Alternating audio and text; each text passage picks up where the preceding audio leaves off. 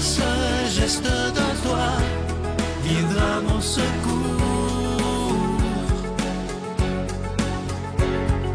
Viens semer dans mon âme le grain de l'amour.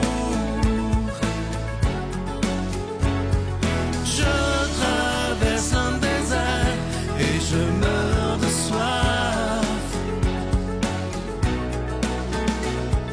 Montre-moi le mystère qui garde la foi. Bon lundi, bienvenue à votre émission La Victoire de l'amour. J'espère que vous allez bien ce début du mois d'avril. C'est toujours avec une grande joie que je vous retrouve à tous les lundis. Et pour moi, c'est un grand privilège de pouvoir vous connaître sans vous voir, là, mais je vous lis tellement depuis plus de 27 ans déjà. Aujourd'hui, ma chronique va s'intituler « Être libre, c'est savoir dire non ». Et ça, là, c'est une des choses les plus difficiles que l'être humain a à faire. Être capable de dire non, là, il y a des gens qui sont incapables. Ils sont pas capables, mais ils disent oui tout le temps, puis après ça, ils le regrettent. Et c'est ça l'affaire. Il faut être capable de dire, si, un exemple, un ami ou quelqu'un de la famille nous demande quelque chose et que ça fait pas mon affaire, là, c'est pas égoïste de dire non. Il n'y a rien d'égoïste là-dedans. Là, on n'est pas... il faut être capable de faire la différence entre l'égoïsme et pourquoi je dis non. Je vous donne un exemple. Une dame, dernièrement, m'écrivait, une maman, et on sait comment les mères ont un cœur grand comme le monde, elle vit avec son fils. Son fils a des problèmes de drogue. Et son fils lui demande de l'argent sans arrêt. Et elle est incapable de lui dire non. Et ça, là, parce qu'elle a peur, c'est ça qu'elle m'écrivait. Elle dit, si je lui dis non, elle dit, j'en donne pas beaucoup, des petits 20 $ par-ci, par-là, bon. Mais il en prend pour boire ou pour se droguer. Puis il est dans 30aine d'années, là. Et là, j'ai écrit à cette dame-là. J'ai dit, vous lui rendez pas service, mais pas de minute, là. Pas du tout. Vous l'encouragez là-dedans. Oui, parce qu'on a communiqué par Facebook. Et elle me dit, oui, mais j'ai peur qu'il m'aime plus si je dis, c'est pas ça l'amour, là. Être capable de dire non, peut-être qu'il va être enragé sur le coup, puis il sera pas content, parce qu'il aura pas ce qu'il faut pour ce qu'il veut. Mais aimer aussi son enfant ou quelqu'un, c'est être capable de dire non. Et reviens pas là-dessus. Moi, j'ai des gens autour de moi qui m'ont déjà demandé de l'aide financière et je savais que c'était pas pour payer une peine d'aller, là. Et je me souviens d'une fois, ça, il faut que je vous le raconte. Une fois, il y a plusieurs années, j'étais à Montréal, au centre-ville. Ça, je peux pas oublier ça, là. Et il y a un jeune, je sais pas, 25 ans à peu près, qui me demande de l'argent. Comme on s'en fait demander souvent au centre-ville de Montréal. Et je peux pas oublier ce moment-là. Il était très poli. Et je lui dis, écoute, je vais faire mieux que ça. Il y avait un McDo, excusez-moi de faire de la publicité, mais il y avait un McDonald's pas loin. Je dis, écoute, je vais t'accompagner au McDo. J'ai pas le temps de manger avec toi, malheureusement, mais je vais aller te payer un trio. Et ben voilà, t'auras ce que... Et savez-vous ce qu'il m'a répondu? Hey, dis-toi, là, tu commenceras pas à me dire ce que je vais manger. Oh là, moi j'ai mon caractère aussi. Hein. J'ai dit, écoute, ça peut être un autre restaurant où tu veux, mais je te donnerai pas d'argent. Parce que je me doutais bien de ce qu'il ferait avec. Bien, imaginez-vous qu'il m'a crié des bêtises. Ah, ben là, j'ai dit... Et là, je lui ai dit, ben regarde, t'auras rien. Et là, j'ai pas eu honte de dire non.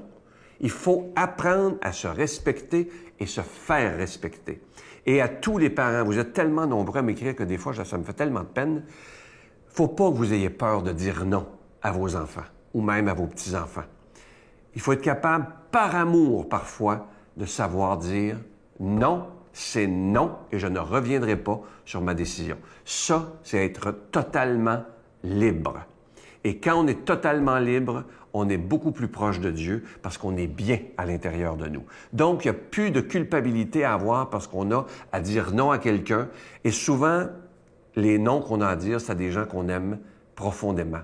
Et parfois, dire non, c'est aimer tellement l'autre qu'on sait que ça va y faire de la peine, qu'il va nous en vouloir, mais qu'un jour, il nous dira merci de lui avoir dit non. Notre Père qui es aux cieux, que ton nom soit sanctifié, que ton règne vienne, que ta volonté soit faite sur la terre comme au ciel. Donne-nous aujourd'hui notre pain de ce jour. Pardonne-nous nos offenses, comme nous pardonnons aussi à ceux qui nous ont offensés. Et ne nous laisse pas entrer en tentation, mais délivre-nous du mal, car c'est à toi qu'appartiennent le règne, la puissance et la gloire pour les siècles des siècles. Amen. Je continuerai à croire, même si tout le monde perd espoir. Je continuerai à aimer, même si les autres parlent de haine. Je continuerai à construire, même si les autres détruisent. Je continuerai à parler de paix, même au milieu d'une guerre.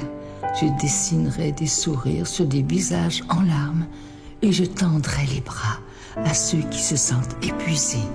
Oui, je continuerai à croire. Je suis tellement content de vous parler de ce magnifique cadeau du mois d'avril. Il est de toute beauté, une belle exclusivité de la Victoire de l'amour. Il s'agit de la croix de la résurrection. C'est en acier inoxydable. Ça inclut la chaîne et ce bijou, il est déjà béni. Et comme c'est en acier inoxydable, mais ce bijou ne ternira jamais. Et moi, je peux vous dire juste une chose. Je l'ai montré à plusieurs gens, des jeunes, même des gens de 16, 17 ans. Et c'est des genres de croix que les jeunes aiment porter. Ça, je vous le dis, là.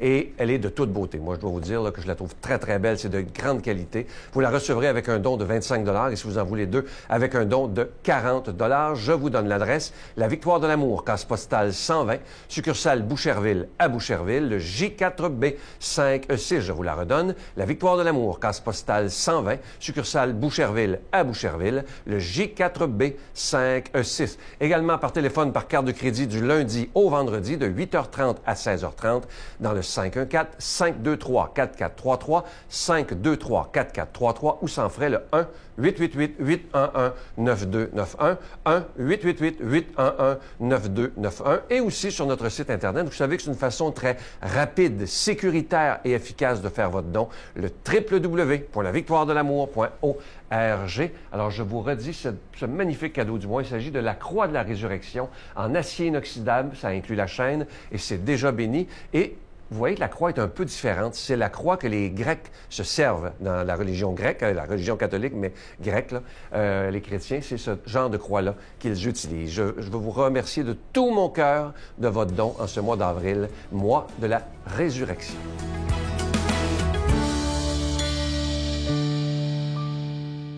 Mon Dieu, donnez-moi la sérénité d'accepter les choses que je ne peux changer, le courage de changer les choses que je peux, et la sagesse d'en connaître la différence. Amen. Aujourd'hui, la parole de Dieu est proclamée par notre ami, l'abbé Donald Thompson.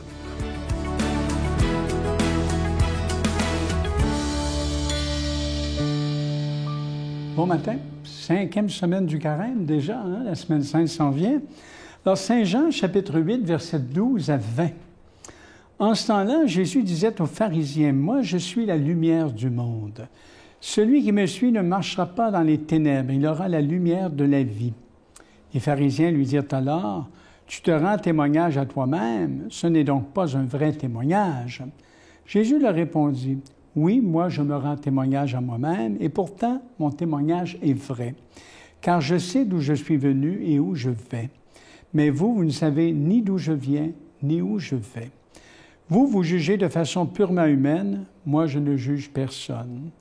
Et s'il m'arrive de juger, mon jugement est vrai, parce que je ne suis pas seul. J'ai avec moi le Père qui m'a envoyé. Or, il est écrit dans votre loi que s'il y a 2 témoins, c'est un vrai témoignage. Moi, je suis à moi-même mon propre témoin, et le Père qui m'a envoyé témoigne aussi pour moi. » Les pharisiens lui disaient, « Où est-il ton Père? » Jésus répondit, « Vous ne connaissez ni moi, ni mon Père. Si vous me connaissiez, vous connaîtriez aussi mon Père. » Il prononça ces paroles alors qu'il enseignait dans le temple à la salle du trésor. Et personne ne l'arrêta parce que son heure n'était pas encore venue. Un évangile assez difficile, hein, ce matin, un évangile qui est très, très profond. Il ne faut pas oublier une chose, mes amis, que je vous donne le contexte de l'évangile de Jean. Quand c'est le dernier évangile canonique qui a été écrit dans les années 90-100, donc on est à la fin du 1er siècle, on vit l'expérience de la mort de Jésus en l'an 30, voyez-vous, et à partir de sa mort, sa résurrection, son exaltation. Donc, voyez-vous, ça fait ici 60, 65 ans, 70 ans qu'on vit sous l'expérience d'une nouvelle forme de présence de Jésus comme ressuscité, exalté. Alors, quand Saint Jean écrit son évangile, dans le fond, qu'est-ce qu'il veut faire? Il veut faire une très belle catéchèse sur le Jésus ressuscité qui agit. Alors, il fait de la théologie, si vous voulez. C'est pour ça que c'est un évangile assez corsé, comme on dit, puis bien comprendre. Alors, Jésus est présenté comme lumière du monde, lumière qui vient éclairer les êtres humains. Quand on parle de la révélation de Dieu, de Dieu en Jésus, en fond, c'est un appel à quitter les ténèbres, c'est une promesse de trouver dans la foi le sens véritable de sa vie. Pour nous, les chrétiens, dans l'histoire, ce qu'on sait, ce qu'on affirme, c'est que Dieu s'est révélé un jour dans l'histoire humaine à travers le vécu historique de Jésus de Nazareth. Quand vous regardez Jésus dans son expérience humaine, c'est un homme qui avait deux causes dans sa vie. La cause de Dieu, il appelait Dieu Père, Abba, Papa. Quand tu es un bon papa et une bonne maman, tu veux le bien de tes enfants. Donc, il a passé en faisant du bien. La cause à l'être humain, il a fait du bien. Et quand vous regardez dans les évangiles, qui sont les livres les plus importants de la Bible pour nous, les chrétiens, parce que ce sont les seuls livres dans lesquels on a des récits où on voit Jésus agir, parler, on a les faits et gestes qu'on appelle la geste de Jésus. Alors, c'est très important parce que pour nous, le fait que Dieu, Jésus, on tue cet homme-là en avril de l'année 30 de notre calendrier. Le fait que Dieu, à partir de sa mort, le ressuscite, être ressuscité, c'est être repris dans la vie, dans un autre mode de vie, par le souffle puissant de Dieu, et qu'il l'exalte, exalté lui donne le pouvoir, assis à droite de Dieu, partage la seigneurie, le pouvoir de communiquer le souffle en traversant le mur de la mort en sens inverse. Alors, ça veut dire que si Dieu a ressuscité cet homme-là, telle est notre foi, Dieu a agréé la vie de cet homme-là comme étant tout à fait conforme à ses yeux. Et c'est pour ça, ici, quand il y a une objection des pharisiens pour du témoignage, alors, c'est un principe non valable pour les pharisiens quand Jésus dit, il parle de témoignage.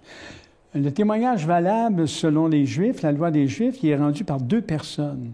Et Jésus dit, bien oui, il y a moi et il y a le Père qui me rend témoignage, voyez-vous? Alors là, ils ne comprennent pas. Le témoignage de Jésus, c'est apercevoir, bien sûr, dans la foi, sans autre examen comme étant le témoignage du Père en lui. J'admets, quand je vous dis ça aujourd'hui, à l'approche de la Semaine Sainte, que les gens vont... Ça peut être refusé, ce que je dis. Vous savez, la foi, l'expérience de la résurrection et de l'exaltation, il n'y a pas de témoin. Qu'est-ce qui est vérifiable dans l'histoire? C'est l'attitude des personnes qui, dès l'événement, sont dynamisées par lui et agissent en son nom. C'est comme je dis souvent, quand on tombe en amour, moi, je te demandais aujourd'hui, dites-moi, expliquez-moi votre expérience. Vous allez me dire, je ne peux pas la prouver, c'est réel pour moi. Mais c'est réel. Donc, qu'est-ce qui est vérifiable? C'est l'attitude que vous avez vis-à-vis de la personne avec qui vous êtes en amour. Ça, c'est vérifiable dans le temps. Voyez-vous, alors, le phénomène de la résurrection et de l'exaltation de Jésus, on est vraiment dans la foi. Alors, je demande aujourd'hui que le Seigneur vous bénisse, qu'il vous comble de sa paix. Le Père, le Fils et le Saint-Esprit. Amen. Excellente journée. Je vous salue Marie, pleine de grâce. Le Seigneur est avec vous. Vous êtes bénie entre toutes les femmes. Et Jésus, le fruit de vos entrailles, est béni. Sainte Marie, Mère de Dieu, priez pour nous pécheurs, maintenant et à l'heure de notre mort. Amen.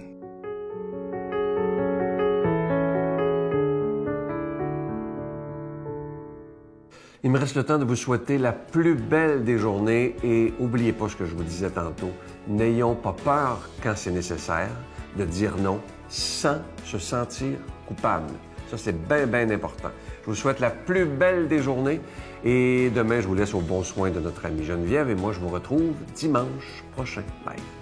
On a des symptômes, mais on dit, ben, c'est la fatigue, serrement à la poitrine qui commence. À un moment donné, j'étais sûr de faire une crise cardiaque, des crises de panique sur le pont Jacques-Cartier, à un moment donné, à geler puis être capable de rien faire.